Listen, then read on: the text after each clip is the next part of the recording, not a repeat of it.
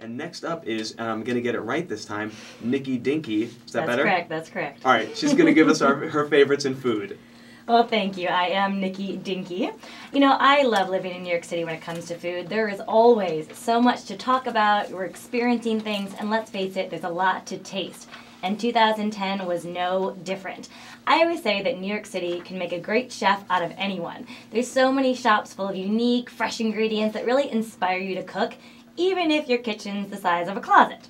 Well, my favorite new food shop of 2010 is a 50,000 square foot store filled with any and everything that will make you feel like a true Italian.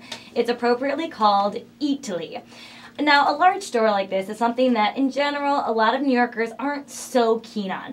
You know, New York is known for its small, unique shops and restaurants, and some people are afraid these big monster shops are going to ruin what we love about New York. And listen, guys, I do love my favorite local cheese shop. I love that one place I know that makes that best loaf of bread. But I gotta say, it's really nice to have a one-stop shop. You know, I grew up in the suburbs. I'm used to the super Walmarts and the giant Targets where you can get everything from casserole to hair dye, all in one stop. And Eataly for me is kind of like that in New York. I can get my truffles to my fresh pasta to my gelato all in one stop, and I kind of love it. Eataly is located on 23rd Street and 5th Avenue if you want to check it out. One of the highlights for me is definitely all their fresh pastas. Now, yes, I do love making my own pasta, as you all know out there if you watch my cooking show, but let's face it, it can be a lot of work. And, you know, it's just nice to have the option of buying it, or maybe you don't have all the ingredients like I do to go out and be making fresh pasta in your Manhattan apartment. And they don't just have regular pasta, you know, the long strands of spaghetti. They have sheets for lasagna. You can make your own ravioli out of what they have. And they have every shape possible. And did I mention, they're making it right in front of you. So you kind of get this show out of it, too. It's a very interactive experience. Well, on top of this, they have an amazing seafood section. Last time I was there, I actually found a fish that I enjoyed on my last trip to Italy, which was a rarity where I was in Italy, so a really surprising thing to find there, a really cool thing to find. And of course, let's not forget the gelato section, the butcher, the cheese section, including a place where you can buy fresh mozzarella, which is once again made in front of you, which yes, I do like to make my own cheese also, but it's nice to buy it. And of course they have a vast array of wines, beers, olive oils, tomatoes, produce, and of course the fresh made bread, which fills the air. Throw on top of all of this classes and 2 restaurants, all within the 50,000 square feet, which I guess isn't that impressive because it is 50,000 square feet, but it's definitely a really cool place that I think is really worth checking out, and I think you'll like it even if you're a little fearful of the monster shop.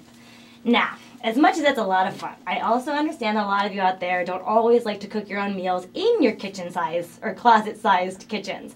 So I want to talk about one restaurant from 2010, even though I have so many I could talk about. Now, this is a restaurant that's not one of the fancy places because, you know what, more often than not, I find myself on a random weekday night with a friend just kind of looking for a place that's inviting, busy but not too busy, has a great selection of wine, and just some great bites. I mean, that's what we're kind of always looking for on a daily basis. And I was very lucky to find a new place this year that fits that bill and so much more. I'm talking about Cask. It's a bar and restaurant located on 33rd Street between 3rd and Lexington. Just a block from the 6 train, so it's really nice and convenient from wherever you're coming from. You walk in and you immediately notice the wood, the candlelight. It's this beautiful environment that just beckons you to come in and stay all night long, maybe even past when you should stay.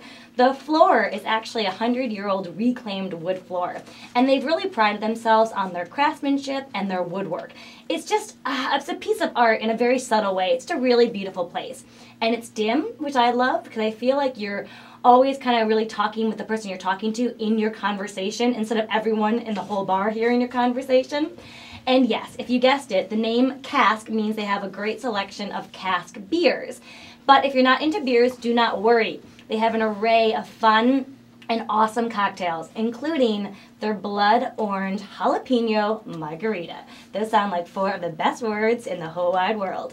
And of course, for me, who likes the wine, there's some great wines by the glass, including some that are on happy hour till 8 p.m., so if you get there early, you just might get a deal. And when you eventually pick up the menu, you will be so happy you did. They have a great selection of small plates, including pretzel-crusted crab cakes, which I think is just an awesome combination, and Philly cheesesteak spring rolls. That's right. I said Philly, cheesesteak, spring rolls, you just gotta try them. And of course, then you can move on to the bigger plates, the burgers, the flatbreads, including the perfect, light and delicious wild mushroom flatbread, which I cannot get enough of. However, if you do go, I am requiring you to order the truffle mac and cheese. If you don't, you will be missing out. Because at some point, someone in the restaurant will order it, and you will smell it, and you'll say, what is that? It's the truffle mac and cheese. And I always try to resist, because I think, oh, it's not that great for me, maybe I won't get it this time. Then someone orders it, and let's just say it's the very next thing I do is order maybe 1 or 2.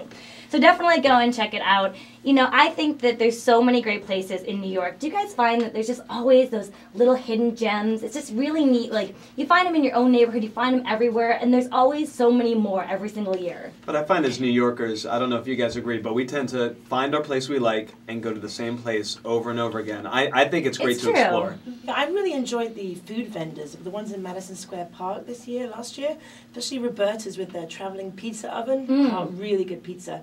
And waffles and things, and Bar Suzette. You get a little drink there outside. Well, that's awesome. I love that so many things come on wheels now. I mean, 2010 has definitely been the year of the vendor. Have you guys even heard of the Vendy Awards? I have. Oh. It's a yearly award for the street vendors and, you know, the trucks, and they just had their 6th annual Vendy Awards on Governor's Island, and it's kind of amazing. But I feel like you can't throw an empty Starbucks cup in New York City without hitting a vendor now. Like, Yes. they're everywhere. And is that a good thing or a bad thing? For me, I think it's a good thing until I start to see the trucks that are from the bigger restaurants and they're just loading up a truck and putting it in the street.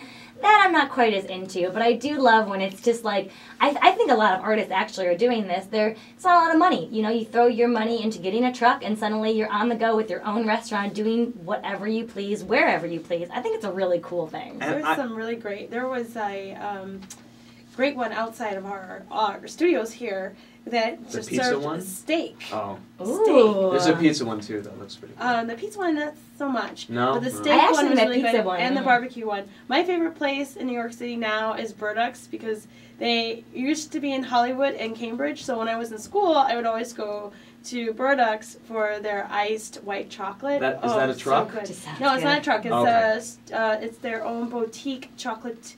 They're chocolatiers with their chocolatiering. Well, with the desserts, though, it's so hard. I feel like dessert trucks give me a great excuse to eat a dessert. Like, I feel like when you go and sit down at a meal, you feel so guilty about having that dessert. But when it comes in a truck and you're walking along in New York City, you're like, all right, well, I've been walking for a little while. I can have a cupcake and a milkshake. Yeah. Or the Pinkberry-esque yogurt truck outside of our station, too, is a favorite.